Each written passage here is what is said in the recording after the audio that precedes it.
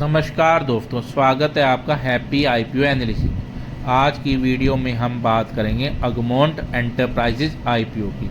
अगर आप इस आईपीओ में पैसा लगाने की सोच रहे हैं तो वीडियो को पूरा देखिए, क्योंकि हम जानेंगे कंपनी क्या करती है, आईपीओ की पूरी details, latest GMP, financial, positive and negative points और आखिर में सबसे ज़रूरी सवाल, क्या इस आईपीओ में अप्लाई करना चाहिए या नहीं।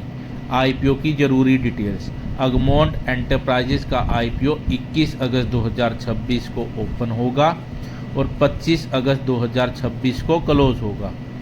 इसका प्राइस बैंड 750 से 788 प्रति शेयर रखा गया है। एक लोट में 19 शेयर हैं और अपर प्राइस बैंड के हिसाब से रिटेल इन्वेस्टर को एक लोट के लिए करीब 14,972 लगाने होंगे।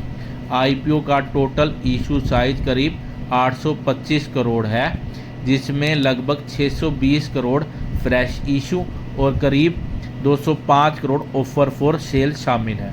आईपीओ की लिस्टिंग बीएसई और एनएसई पर होगी और टेंटेटिव लिस्टिंग डेट 31 अगस्त 2026 है। कंपनी क्या करती है? अगमोंट एंटरप्राइजेज प्रीशियस मेटल बिजनेस में काम करती है, खासकर गोल्ड और सिल्वर के क्षेत्र में। कंपनी का बिजनेस सिर्फ गोल्ड बेचने तक सीमित नहीं है, यह गोल्ड और सिल्वर की रिफाइनिंग, माइंटिंग, ट्रेडिंग और फिजिकल तथा डिजिटल फॉर्मेट में सेलिंग जैसे काम करती है।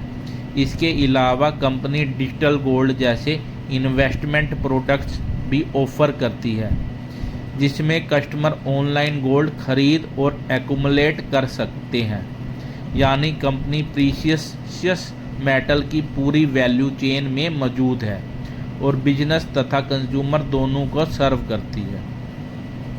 Latest GMP. अब बात करते हैं सबसे इम्पोर्टेंट पॉइंट की, लेटेस्ट जीएमपी। 20 अगस्त 2026 की लेटेस्ट अवेलेबल अपडेट के हिसाब से अगमोंट एंटरप्राइजेज का जीएमपी करीब 295 है। 788 के अपर प्राइस बैंड के मुकाबले यह करीब 37.44% जीएमपी बैठता है। अगर यही जीएमपी लिस्टिंग तक बना रहता है तो एस्टिमेटेड लिस्टिंग प्राइस करीब 1083 हो सकती है। एक लोट में 19 शेयर होने की वजह से एस्टिमेटेड गेन करीब 5,605 बनता है। लेकिन यहाँ एक बात बहुत ज़रूरी है, जीएमपी अनऑफिशियल और अनरेगुलेटेड मार्केट का इंडिकेटर है। लिस्टिंग के समय एक्चुअल प्राइस इससे अलग हो सकती है, इसलिए सिर्फ जीएमपी देखकर इन्वेस्टमेंट डिसीजन नहीं लेना चाहिए। फाइनेंशियल कैसे हैं? अब आते हैं कंपनी के फाइनेंशियल पर। फाइनेंशियल ईयर 2024 में कंपनी का रेवेन्यू करीब 34,949 करोड़ था और पैट यानी प्रॉफिट आफ्टर टैक्स करीब 75.97 करोड़ रहा। फाइनेंशियल ईयर 2025 में रेवेन्यू बढ़कर 66,252 करोड़ हो गया और पैट बढ़कर 227.19 करोड़ पहुंच गया।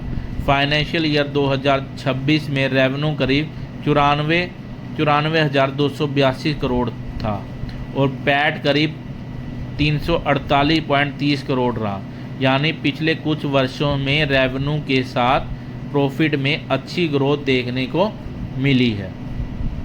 फाइनेंशियल ईयर 2025 से फाइनेंशियल ईयर 2026 के बीच टोटल इनकम करीब 42% बढ़ी, जबकि पैट करीब 53% बढ़ा। कंपनी का EBITDA भी फाइनेंशियल ईयर 2025 में करीब 304 करोड़ से बढ़कर फाइनेंशियल ईयर 2026 में 386 करोड़ हुआ।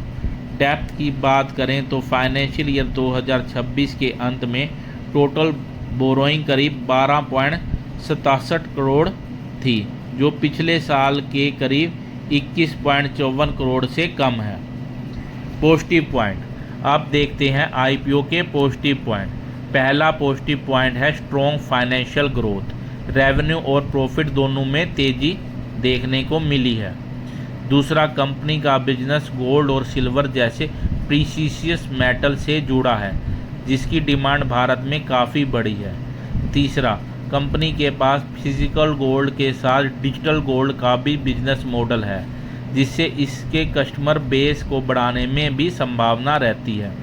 चौथा, कंपनी का डेप्थ काफ़ी कम हुआ है और फाइनेंशियल ईयर 2026 में बोरोइंग करीब 12.67 करोड़ रही। पाँचवा, कंपनी से मिलने वाले फ्रेश इशू के बड़े हिस्से का इस्तेमाल वर्किंग कैपिटल रिक्वायरमेंट के लिए किया जाएगा, खासकर इन्वेंट्री प्रोक्यूरमेंट और उससे जुड़े एडवांस मार्जिन रिक्वायरमेंट के लिए। नेगेटिव पॉइंट और रिस्क। अब बात करते हैं रिस्क की। सबसे पहला रिस्क है गोल्ड और सिल्वर प्रीशियस में वोलिडिटी।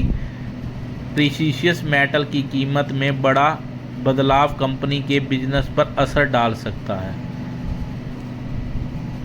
दूसरा, इस बिजनेस में प्रॉफिट मार्जिन काफ़ी कम है। फाइनेंशियल ईयर 2026 में अबिटा मार्जिन करीब 0.41% और पैट मार्जिन करीब 0.37% के आसपास रहा। इसका मतलब रेवेन्यू बहुत बड़ा होने के बावजूद मार्जिन काफ़ी कम है। तीसरा रिस्क है रेगुलेटरी और टैक्सेशन चेंजेस। गोल्ड बिजनेस में इंपोर्ट ड्यूटी, टैक्सेशन और गवर्नमेंट रेगुलेशन में बदलाव डिमांड और मार्जिन को प्रभावित कर सकता है। चौथा, आईपीओ वैल्यूएशन को सिर्फ रेवेन्यू देखकर नहीं बल्कि प्रॉफिट मार्जिन और आगे की ग्रोथ को ध्यान में रखकर देखना जरूरी है। और सबसे ज़रूरी बात, जीएमपी आज मजबूत है लेकिन जीएमपी लगातार बदल सकता है, इसलिए गारंटीड लिस्टिंग प्रॉफिट नहीं समझना चाहिए। मेरा फाइनल वर्डिक्ट। अब आते हैं सबसे ज़रूरी सवाल पर, अगमंट एंटरप्राइजेज आईपीओ में अप्लाई करना चाहिए या नहीं। मेरी नज़र में कंपनी के फाइनेंशियल में अच्छी ग्रोथ है, प्रॉफिट लगातार बढ़ा है, डेप्थ कम हुआ है और प्रीशियस मेटल बिजनेस में कंपनी की अच्छी प्रेजेंस है। दूसरी तरफ मार्जिन काफ़ी कम है और गोल्ड सिल्वर प्राइसेस तथा रेगुलेटरी चेंजेस से रिस्क बना रहता है।